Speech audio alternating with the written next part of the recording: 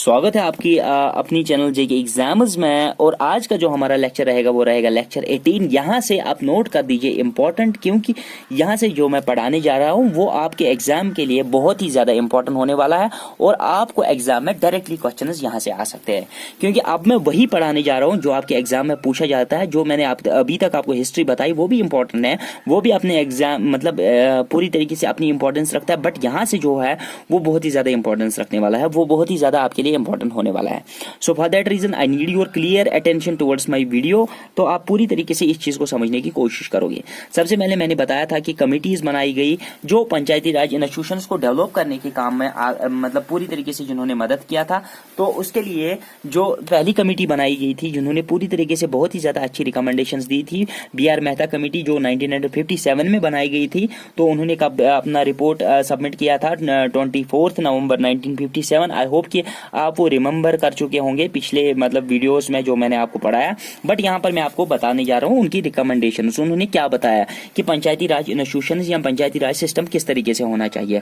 तो ये क्वेश्चंस आपको कहाँ से आ सकते हैं, किस तरीके से आते हैं, आपको कभी कभी पूछा जाता है कि पूरी तरीके से वो मैं अभी थोड़ी देर में बता दूंगा कि क्वेश्चंस कहाँ से आते हैं और आपको क्या पता। इन्होंने बताया कि हमारा जो पंचायती राज सिस्टम जो होता है, पंचायती राज सिस्टम जो है या पंचायती राज इंस्टीट्यूशन जो है वो 3 टायर सिस्टम होना चाहिए। 3 टायर सिस्टम में किस तरीके से हमारे पास एक विलेज लेवल पंचायत होनी चाहिए, एक ब्लॉक लेवल पंचायत होनी चाहिए, एक डिस्ट्रिक्ट लेवल पंचायत होनी चाहिए, ठीक है।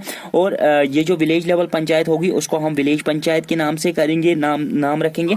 और ये जो ब्लॉक पंचायत है उसको हम पंचायत समिति के नाम से रखेंगे। और ये जो डिस्ट्रिक्ट लेवल पंचायत है उसको हम जिला परिषद के नाम से मतलब जानेंगे। अब आपको कभी कभी क्वेश्चन आ जाता है which one of the following panchayat is at block level. आपको लिखा जाता है जिला परिषद, पंचायत समिति, विलेज पंचायत। तो आपको वहां पर और नन ऑफ दीज का ऑप्शन होता है। तो आपको वहां पर पूरी तरीके से ऑप्शन सिलेक्ट करना है कि जिला परिषद डिस्ट्रिक्ट में, ब्लॉक परिषद ब्लॉक लेवल पे पंचायत समिति होती है और विलेज लेवल पे विलेज पंचायत होती है। और विलेज लेवल की जो पंचायत होगी वो डायरेक्टली लोगों के मतलब द्वारा सिलेक्ट की जाएगी या इलेक्ट की जाएंगी वो उसके मेंबर्स। और फिर उसके बाद बात रहती है ब्लॉक पंचायत और डिस्ट्रिक्ट लेवल पंचायत की। ब्लॉक लेवल पंचायत में पंचायत समिति और जिला परिषद और पंचायत समिति को इनडायरेक्टली इलेक्ट किया जाएगा। मतलब जो मेंबर्स यहाँ से इलेक्ट होके आएंगे वही इन मेंबर्स को इलेक्ट कर सकते हैं, इन दो पंचायत के मेंबर्स को इलेक्ट कर सकते हैं। अब पूरी तरीके से इसको पूरी तरीके से जानने की कोशिश करेंगे रिकमेंडेशंस को। आई होप कि यहाँ से क्वेश्चन इंपॉर्टेंट है, बहुत ही ज्यादा इंपॉर्टेंट है 3 टायर सिस्टम। उसके बाद स्टेट गवर्नमेंट इनको सबको हेड करेगी, स्टेट गवर्नमेंट सबको हेड करेगी, ये चीज याद रखना चाहिए। तो अब यहाँ पर सबसे मान लीजिए जिला परिषद हेडेड बाय डिस्ट्रिक्ट कलेक्टर या डीएम से ये हेड हो सकती है। अब विलेज पंचायत जो है, village panchayat elected directly by voters people of the village, ठीक है। ये चीज आपको पूरी तरीके से आई होप कि समझ में आ गया होगा। जिला and panchayat samiti are indirectly elected. I hope कि आपको मैंने ये अभी तक बताया कि इनडायरेक्टली किस तरीके से इनको विलेज पंचायत के मेंबर्स ही इलेक्ट करेंगे। अब अगर यहाँ पर बात करेंगे ये राजस्थान जो फर्स्ट मतलब ये वहां पर इलेक्शन हुए थे नागौर विलेज में, वो 2 अक्टूबर 1959 को हुए थे। और आंध्र प्रदेश को भी 2 अक्टूबर मतलब फर्स्ट वहां पर हुए थे, फिर उसके बाद आंध्र प्रदेश में हुए, बट कब हुए 2 अक्टूबर को ही वहां पर भी हुए। डेट उस दिन दूसरा था, I don't remember that date. तो ये मतलब BR मेहता कमेटी की रिकमेंडेशंस थे। Now moving to the next, अब नेक्स्ट कमेटी की बात करेंगे। अशोक मेहता कमेटी की पूरी तरीके से समझने की कोशिश करेंगे। तो आपको पता ही है कि अशोक मेहता कमेटी 1977 में वजूद में आई थी, अपॉइंटेड ऑन 12 दिसंबर 1977। मैंने ये पहले भी बताया पहले वीडियोस में। अगर आपने वो वीडियोस अभी तक नहीं देखे, डिस्क्रिप्शन में जाइए, लिंक देख लीजिए, आप वो वीडियो आपको अच्छी तरीके से समझ में आ जाएंगे। अशोक मेहता कमेटी क्या बोलती है, फॉर वर्किंग ऑफ पंचायत के लिए ये रिकमेंड की गई थी, ठीक है। अब इनकी रिकमेंडेशन क्या है, ये बोलते हैं कि 3 टायर नहीं होनी चाहिए, तो बल्कि क्या होना चाहिए, 2 टायर सिस्टम होना चाहिए हमारे पंचायत राज सिस्टम का। पंचायत राज सिस्टम का हमें 2 टायर सिस्टम होता है। 2 टायर सिस्टम में इन्होंने क्या बोला, हमें मंडल परिषद होना चाहिए, वो ब्लॉक लेवल पे होनी चाहिए जिसमें डिफरेंट विलेजेस पार्टिसिपेट करेंगे। और उसके अलावा जिला परिषद होना चाहिए डिस्ट्रिक्ट लेवल पे। आई होप कि आप दोनों आपको समझ में आ जाएगा। और उसके बाद जो स्टेट गवर्नमेंट हो वो इन दोनों को हेड करेगी। स्टेट गवर्नमेंट को इसमें इंक्लूड नहीं किया है, बट वो इसको हेड करेगी। So for that reason I hope कि आपको पूरी तरीके से रिकमेंडेशन समझ में आ गई गई होगी। अब आपको under Ashok Mehta committee question पूछा जाता है, which one of the following ये panchayat is at block level पूछा जाएगा। वहां पर आपको एक क्वेश्चन दिया जाता है, एक ऑप्शन दिया है जिला परिषद, दूसरा ऑप्शन दिया जाए मंडल परिषद, तीसरा ऑप्शन दिया जाता है पंचायत समिति और चौथा ऑप्शन दिया जाता है विलेज पंचायत। तो आपको मंडल परिषद उस वक्त सिलेक्ट करना है, क्योंकि ब्लॉक लेवल पे अगर अशोक मेहता कमेटी के देखेंगे तो वहां पर मंडल परिषद है, अगर आप BR मेहता कमेटी को देखेंगे ब्लॉक लेवल पर तो पंचायत समिति आती है। तो यहाँ पर इन डिफरेंस है, तो इस पर क्वेश्चन बन सकता है। जहां पर डिफरेंस होती है मतलब जहां पर एक्सेप्शंस होती है तो वहां पर क्वेश्चन बनने की चांसेस होते हैं। सो फॉर दैट रीजन आप इसको इंपॉर्टेंट नोट कर दीजिए, आपको इस पर क्वेश्चंस आ सकता है। अब इनको developmental functions were given to zila parishad, तो ये मतलब पूरी तरीके से जो डेवलपमेंटल फंक्शंस थे उस वक्त की जो भी डेवलपमेंटल काम करने थे तो वो कौन कर सकता था, जिला परिषद कर सकता था। अब अशोक मेहता कमेटी की रिकमेंडेशंस को अगर पूरी तरीके से स्टडी करेंगे इलॉबरेटली, तो सबसे पहले इन्होंने क्या कहा, पंचायत राज सिस्टम होना चाहिए। उन्होंने कहा optionally participation of political parties at all level, मतलब जो भी स्टेट की पॉलिटिकल पार्टीज है, जैसे कि अगर हम अपने स्टेट की बात करेंगे तो यहाँ पर नेशनल कॉन्फ्रेंस है, यहाँ पर PDP है, यहाँ पर BJP है, यहाँ पर कांग्रेस है, इनको पूरी तरीके से पार्टिसिपेशन करनी पड़ेगी। किसके लिए, पंचायती राज इलेक्शन के लिए। उसके बाद उन्होंने बताया कंपलसरी पावर ऑफ टैक्सेशन, अगर पंचायत राज को किसी भी चीज की जरूरत पड़ती है, फंड्स की जरूरत पड़ती है, तो वो मतलब पावर मतलब किसी भी चीज के लिए टैक्स ले सकती है, जैसे लेवी हो सकती है, वो मैं बाद में आपको पूरी तरीके से समझाने वाला हूं। आप अभी इतना याद रख लीजिए, ये किसी भी चीज पर टैक्स ले सकते हैं। अब इन्होंने और भी रिकमेंडेशन बताई, SC और ST के लिए रिजर्वेशन होनी चाहिए। ये बात सबसे पहले किस कमेटी ने बताई है, अशोक मेहता कमेटी ने। सो फॉर दैट रीजन इस चीज को रिमेंबर कर दीजिए कि Ashok Mehta committee was the first committee which granted recommendation of reservation at panchayat level for SC and ST class categories. तो इसके अलावा इन्होंने बताया कि इलेक्शंस होने चाहिए और नया पंचायत एज सेपरेट बॉडी बनानी चाहिए, ये इनकी recommendation. Now moving to the another committee, वो है GVK राव कमेटी जो बनाई गई थी 1985 में, और इनकी रिकमेंडेशंस बाय प्लानिंग कमीशन बनाई गई थी। ठीक है, suggested steps to strengthen panchayat raj institutions, इन्होंने स्टेप्स बताए पंचायती राज इंस्टीट्यूशंस को स्ट्रेंथ करने के लिए, मतलब उनको पूरी तरीके से ताकत देनी चाहिए। मोर फोकस्ड ऑन जिला परिषद, ये जिला परिषद को ज्यादा तरजीह देते थे एज डेवलपमेंटल यूनिट। पूरी तरीके से अगर डेवलपमेंटल काम, जो अशोक मेहता कमेटी ने भी बताया था कि डेवलपमेंटल काम पूरी तरीके से कौन करना चाहिए, जिला परिषद करना चाहिए, तो इन्होंने भी इस चीज को ऊपर फोकस किया। Concept of district development committee, district development committee का कंसेप्ट जो दिया था वो GVK राव कमेटी ने दिया था, और ये आपके लिए इंपॉर्टेंट क्वेश्चन बन सकता है। Which one of the following committee gave the concept of district development committee, वो किसने दिया था, GVK राव कमेटी ने।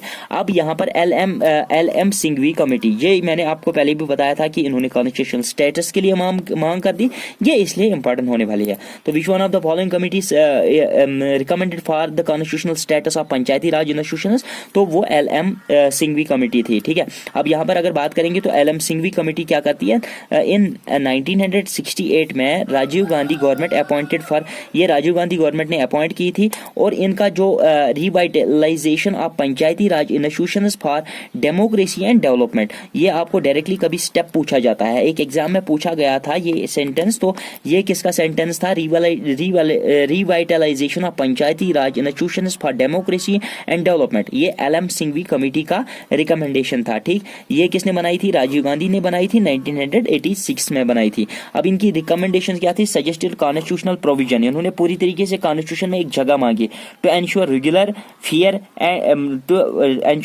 Free and fair elections, regular free and fair elections को कंडक्ट करने के लिए इन्होंने कॉन्स्टिट्यूशन में एक स्पेशल जगह मांगी, तो ये इनकी पूरी तरीके से रिकमेंडेशन थी। अगर बात करेंगे तो इन्होंने कॉन्स्टिट्यूशनल स्टेटस के लिए मांग कर दी, और दूसरा चीज जो मैंने अभी बताया आपको, फेयर फ्री और मतलब पूरी तरीके से फेयर फ्री और रेगुलर इलेक्शंस करने की मांग की इन्होंने।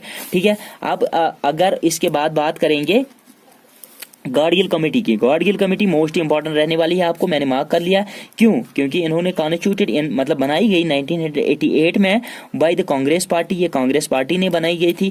चेयरमैन इसका जो था वो था गार्डियल। ठीक है, VN गार्डियल के नाम पे गार्डियल कमेटी बनाई गई। ठीक है, गार्डियल कमेटी की एम था how best Panchayati raj institutions could be made effective, तो मतलब पूरी तरीके से पंचायती राज को बेस्ट कैसे बनाया जा सकता है और उनको इफेक्टिव किस तरीके से बनाया जा सकता है। अब इनकी जो रिकमेंडेशन थी वो 3 टायर सिस्टम था, block, village level, block level, district level. ठीक है, आपको पूरी तरीके से ये चीज़ें आप आसानी से समझ में आ रही होंगी कि इनकी रिकमेंडेशंस किस तरीके से थे। और अब इनकी रिकमेंडेशंस पे अगर ध्यान देंगे तो कॉन्स्टिट्यूशनल स्टेटस, इन्होंने भी कॉन्स्टिट्यूशनल स्टेटस के लिए मांग की, should be there for panchayati raj institutions, इन्होंने कॉन्स्टिट्यूशनल स्टेटस के लिए मांग की। और the term for panchayati raj institutions should be fixed at 5 years. ये सबसे पहले किसने कहा है कि 5 ईयर्स की टर्म होनी चाहिए पंचायती राज इंस्टीट्यूशंस के लिए, वो गाडगिल कमेटी ने कहा है। इंपॉर्टेंट आपके लिए होने वाला है, आई होप कि you will remember this point. ये खाली आप इसी एग्जाम के लिए अगर प्रिपेयर कर रहे हो तो तब भी इंपॉर्टेंट है, अगर आप किसी और एग्जाम के लिए प्रिपेयर कर रहे हो नेशनल लेवल पे, स्टेट लेवल पे, सीडीएस के लिए, तो आपको बहुत ही ज्यादा इंपॉर्टेंट रहने वाला है। हम पढ़ रहे हैं गाडगिल अगर हम इस गाडगिल कमेटी को देखेंगे तो जो हमारी मॉडर्न पंचायत सिस्टम्स में है वो पूरी तरीके से गाडगिल कमेटी ने पूरा सारा कुछ दिया हुआ है जो हम मॉडर्न पंचायती राज सिस्टम्स में देखते हैं। सो फॉर दैट रीजन इस चीज को इसलिए इंपॉर्टेंट करार दिया गया है। अब अगर इनकी 4th रिकमेंडेशंस को देखेंगे तो 4th रिकमेंडेशन इनकी थी, the members of panchayat at all the 3 levels should be directly elected. मतलब वहां पर इनडायरेक्ट इलेक्शन नहीं होनी चाहिए, मतलब पहले विलेज को लोग सिलेक्ट करेंगे, फिर ब्लॉक लेवल पे वो वाले मेंबर्स करेंगे या जिला परिषद पे कोई और करेगा। तो इन्होंने क्या कहा कि हर किसी लेवल पे, चाहे वो जिला परिषद हो, ब्लॉक लेवल हो या विलेज लेवल हो, मेंबर्स डायरेक्टली वोटर्स से सिलेक्ट होने चाहिए। उसके बाद रिजर्वेशन फॉर SC ST के एंड वुमेन होनी चाहिए। ये वुमेन की रिजर्वेशन की बात किसने की? गाडगिल कमेटी ने पहले की। और 6th जो इनका था, तो Panchayati Raj body should be empowered to levy, इनको ये मतलब लेवी भी मांग सकते हैं, collect and appropriation of taxes and duties. ये किसी भी चीज के ऊपर, मतलब विलेज प्रॉपर्टी के किसी भी चीज के ऊपर टैक्सेस या ड्यूटीज लगा सकते हैं। इसके अलावा ये भी लेवीज भी कलेक्ट कर सकती है। सो फॉर दैट रीजन यहाँ से strengthening of panchayati raj institutions वजूद में आता है। अब यहाँ पर इंपॉर्टेंट क्या है? इंपॉर्टेंट जो राजीव गांधी गवर्नमेंट थी उन्होंने 64th कॉन्स्टिट्यूशनल अमेंडमेंट एक्ट लाया था या कॉन्स्टिट्यूशनल अमेंडमेंट बिल लाई थी, जिसको पास किया गया था लोकसभा में, बट मतलब राज्यसभा में वो अपनी मेजॉरिटी नहीं बना पाया। तो अगर आप वीपी सिंह गवर्नमेंट की बात करेंगे, वीपी सिंह गवर्नमेंट ने 2 डेज स्टेट सीएम कॉन्फ्रेंस रखी थी, मतलब 2 दिन की स्टेट सीएम्स की कॉन्फ्रेंस रखी थी।